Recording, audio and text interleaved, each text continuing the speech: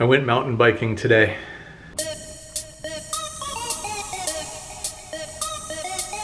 It was my first time going. I am exhausted.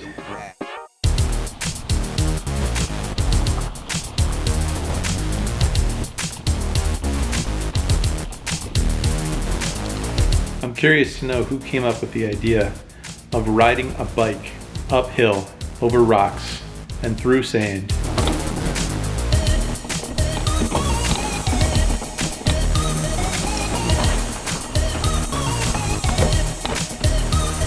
I mean, the payoff is pretty cool. Going downhill, it's fun for sure.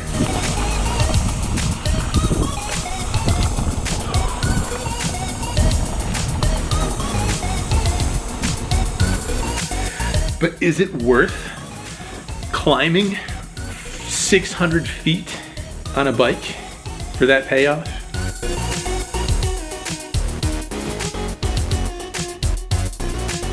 I mean, there's a reason that ski resorts have chairlifts.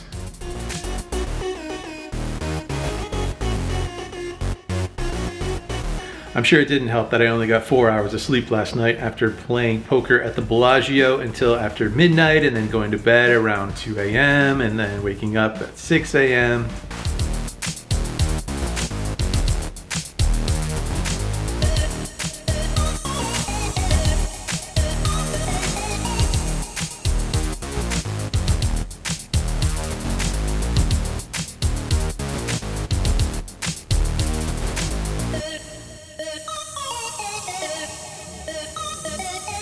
Speaking of fighting an uphill battle, here's a hand where we have King 10 offsuit in a single raise pot. Flop ourselves top pair, make a small bet on the river trying to squeeze out some small value, but that's not going to work out so well because my opponent has himself pocket jacks. Here's another hand where we flop ourselves top pair, this time with ace 7 of clubs in a multi-way pot, 5 ways pre-flop. Again, that's not going to work out so well because my opponent once again has an overpair, this time pocket kings, and we cannot improve. Here's a hand that I definitely have some mixed feelings about. It's a blind versus blind battle, and we have ourselves jack 10 offsuit and raise it up in the big blind after the small blind limps in. He calls the $40 raise, and we are off to a flop heads up. We flop ourselves middle pair on ace 10 8 rainbow, and he checks it over to me, and I c-bet the flop for 30. Not sure I love that bet, not sure it's necessary. I think it's probably best to just go ahead and check back second pair, since there's only a couple cards that we are not going to be too happy about, but it's also going to be a little bit tough to get value from too many worse hands.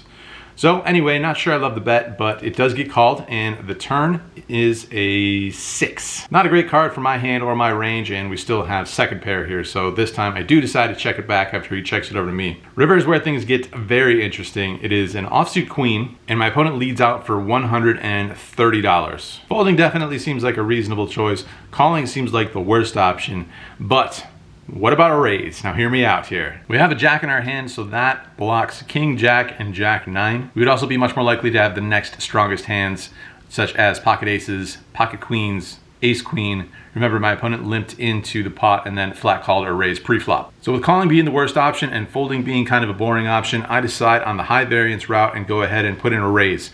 I make it 4 black chips to go, $400 even, and my opponent thinks for a long time. Thinking it out, going into the tank, and eventually decides on a call. So we don't have the winner here. My opponent rolls over ace 6. He turned to himself 2 pair aces up. And it's kind of interesting. I think if he had a little bit less strong of a hand, that he would almost certainly fold. He can't really beat too much here with the ace 6, can't beat any value hands. I would never take this line with ace king, for example. So I just wonder if maybe I go a little bit heavier on my raise size, maybe up to $600, make it a little bit tougher on him to make that call. Yeah, I don't know. I do like my choice to go ahead and raise it on the river. Granted, it is, as I said, a little bit higher variance. Not sure I love my sizing. It's probably okay-ish, could go bigger, and definitely don't really like my c-bet on the flop. So kind of a mixed bag of feelings here on this hand. One more interesting hand in this poker session at the Bellagio.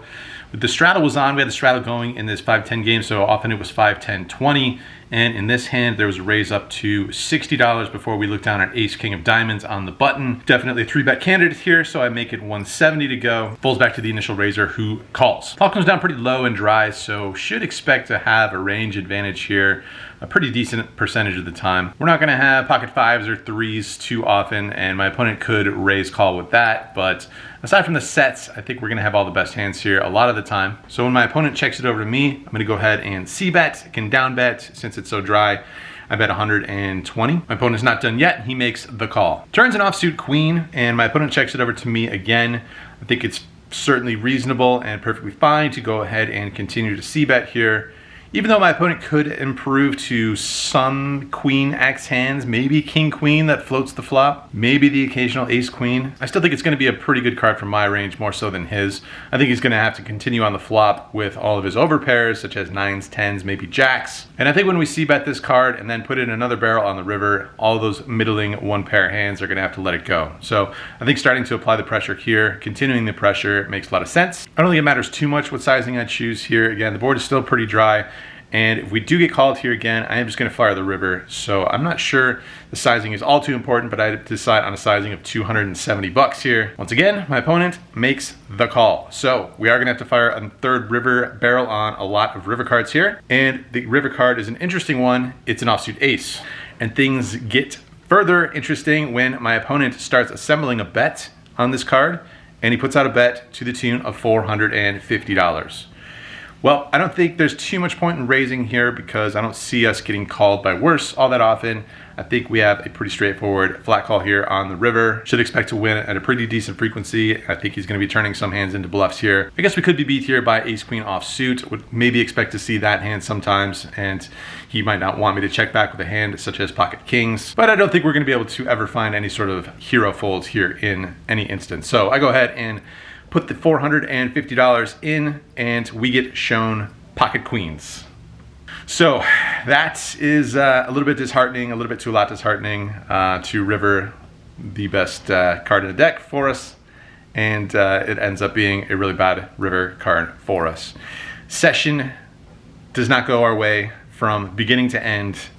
We were climbing uphill from the start, and we finish in a bit of a wreck. Into the game for a lot, out of the game for less. We lose ourselves $3,039.